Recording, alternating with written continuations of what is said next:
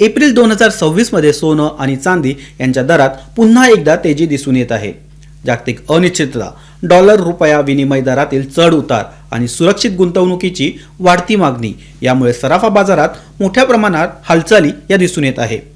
सध्या भारतात 24 कॅरेट सोन्याचा दर हा सुमारे 1,53,820 रुपये प्रति 10 ग्रॅम पर्यंत पोहोचला आहे. 22 कॅरेट सोन्याचा दर हा 1,41,000 च्या आसपास आहे, तर 18 कॅरेट सोनं हे 1,15,370 च्या पातळीवर व्यवहार करत आहे. चांदीच्या दराने तर विक्रमी उंची गाठली असून ती सुमारे 2,60,000 प्रति किलो पर्यंत पोहोचली आहे. MCX वर देखील सोनं आणि चांदी यांच्या वायदा दरात चढ उतार होताना दिसत आहे. सोनं सुमारे 1,50,000 च्या आसपास स्थिरावले आहे, तर चांदी 2,30,000 ते 2,50,000 या दरम्यान व्यवहार करत आहे. सोन्याच्या किमती वाढण्यामागे एक मोठा घटक म्हणजे जागतिक अस्थिरता.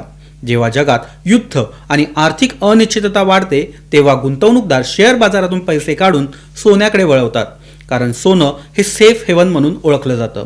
डॉलर कमकुवत झाला तर सोनं अधिक मजबूत होतं, कारण ते डॉलरमध्येच व्यवहार केले जाते.